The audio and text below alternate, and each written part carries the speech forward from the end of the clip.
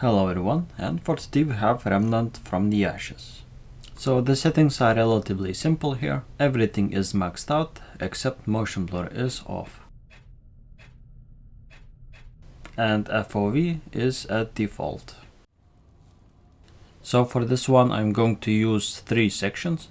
The first one is going to be the lobby, which is one of the most CPU demanding areas, at least from what I saw. The second one is going to be from Earth, and the last one is, how do you pronounce it? Yaesha? Yaesha? Whatever. I'm talking about this word. Also, I haven't mentioned yet, but I'm using offline mode. While the benchmark is running, I would like to talk a little bit about this game. Hello again. So first of all, I got into this game without knowing anything about it, and I really didn't know what to expect from it.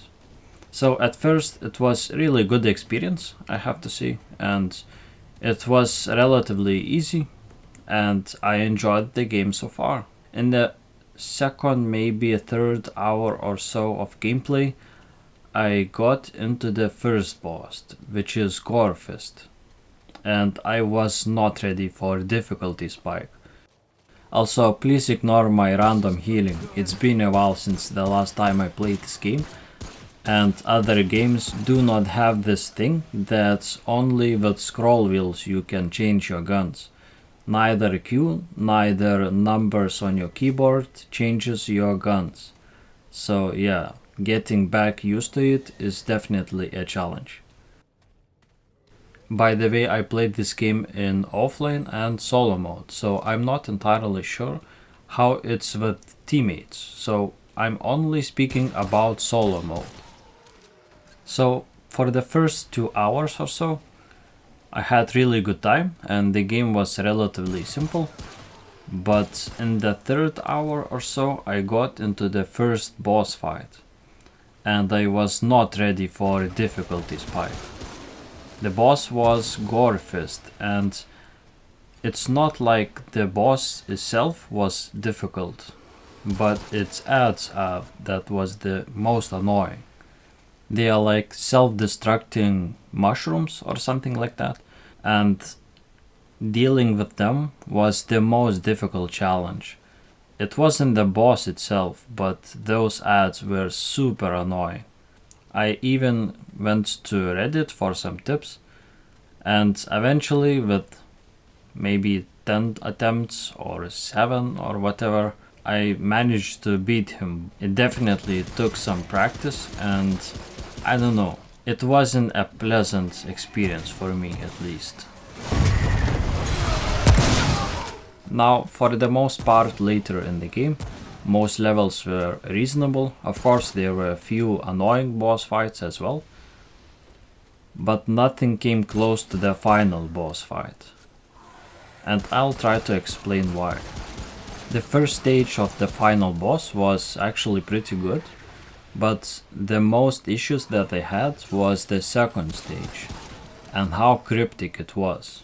So for some reason, the game just assumes that you know how to beat him, and there are no clues whatsoever. And not even previous experiences from all other levels that you have to complete taught you about anything that the final boss might have. So the game just invents completely different mechanic and boss phase that you never had to encounter. And on top of that, it's on the second stage. So you always have to complete the first stage and then have to try guessing on the hardest part of the game. So even the trial and error is very difficult in that one. Now here's the thing.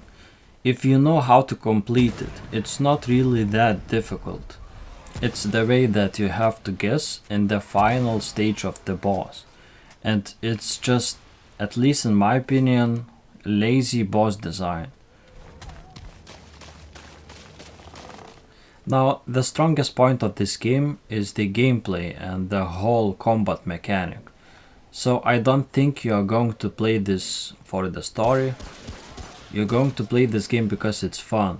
And I think that's the target of every game.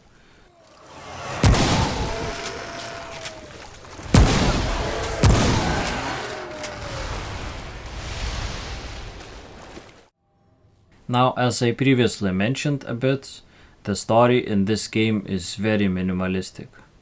So if you don't voluntarily read terminals or books, you will most likely miss the most of its lore. So I don't mind reading few texts here and there, but reading terminals for 20 minutes is not right, at least not in video game. It's supposed to be a visual representation and storytelling, at least in my opinion. It might be budget constraints, I'm not sure, but for the next game I would like to see more cutscenes and character development. So overall I think it really depends on what you're looking for in your games. If you like games like Dark Souls, I think you will definitely like this one. But if you want a really intricate story and its characters, it's not the game you're looking for. So overall I enjoyed this game, but I'm not going to replay it. Now the performance is very consistent and I have to say that it's pretty good actually. There are a few more demanding areas of the game, mostly from the GPU. From the CPU it's actually pretty light and most CPUs will be able to run it no problem. So all you have to look for is your GPU performance.